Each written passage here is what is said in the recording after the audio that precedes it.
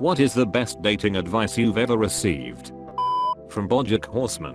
When you look at someone through rose-colored glasses, all the red flags just look like flags. If you put someone on a pedestal, you force them to look down on you. That's why I only go after short girls. You're both going to be nervous, and you're both going to say stupid things on the first date. Humor those things, and don't let them control the date.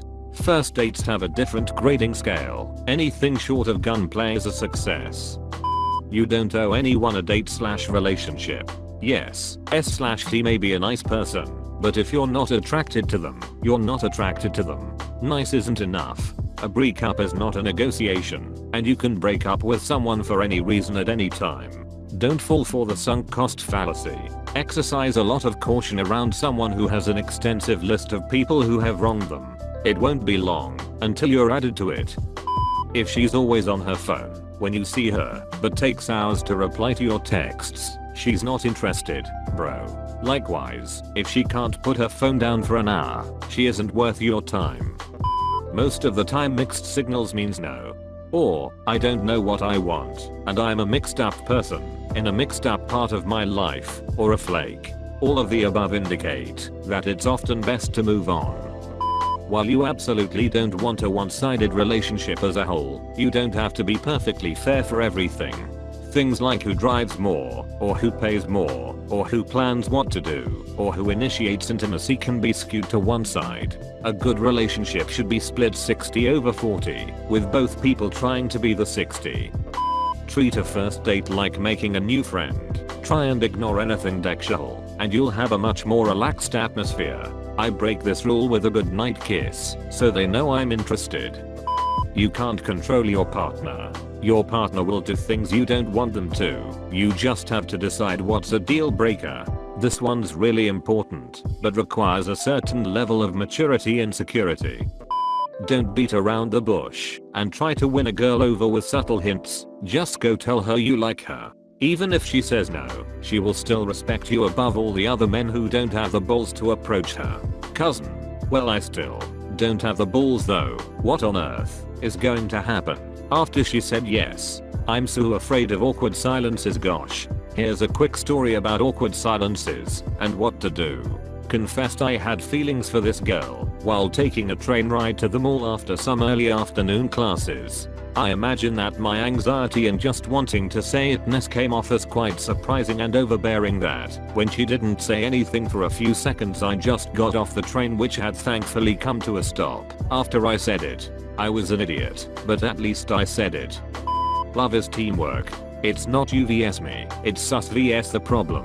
I just realized, even though this is not nearly the first time I've read this, that I handle any and all arguments this way. I try to both make sure the other person understands my reasoning as much as possible, and that they explain their reasoning as clearly as possible, so we can come to a conclusion that works for both of us. If you're ever thinking about dating someone, look at their parents, and ask yourself if you really want them dipping their toes in your gene pool. From my mother. Something I heard on a podcast, can't remember which one now, about how to keep perspective in a long-term relationship. If the last date you went on with them was your first date, would you want a second? It was meant to be a litmus test for whether or not you're actually still into a relationship or just going through the motions out of habit, but actually thinking of the inverse. If she would want a second date with me after our last one has really pushed me to put in consistent effort with my girlfriend over the years. Luckily, anytime I ask myself this about her, the answer has unequivocally been yes. Edit. I think I remembered which podcast it was. You Made It Weird with Pete Holmes. It was one of the episodes with Emily Gordon, but I don't know which. Nothing seems so bad after a good meal and a nap. This was spoken to me by my now deceased father. If I was struggling with anything, he'd always say, have something to eat and take a nap, then come back to it. And you know it always worked for me in some capacity. Don't worry about dating until you're content alone. If you're looking to date just to be with someone, you probably shouldn't be looking to date. You should want to be with that person, not just be with a person. Goes doubly if you're recently out of a relationship. It's a numbers game, and the best way to succeed is to learn to give and take rejection well. A lot of dating is just ice cream and spaghetti situations. They are both delicious, but not necessarily together. Maybe ice cream needs hot fudge, and spaghetti needs meatballs. In other words, don't stick around. If you get the feeling things aren't right for you, you don't need a big reason to leave. Lots of people are great, just not as a partner for you. Be direct and polite letting someone go, but that is really all you are responsible for. They may beg you for a reason, but most of the time, like I said, there really isn't one. Ice cream and spaghetti. By the same logic, learn to see people deciding not to keep seeing you as not necessarily personal. It's okay to be selfish sometimes.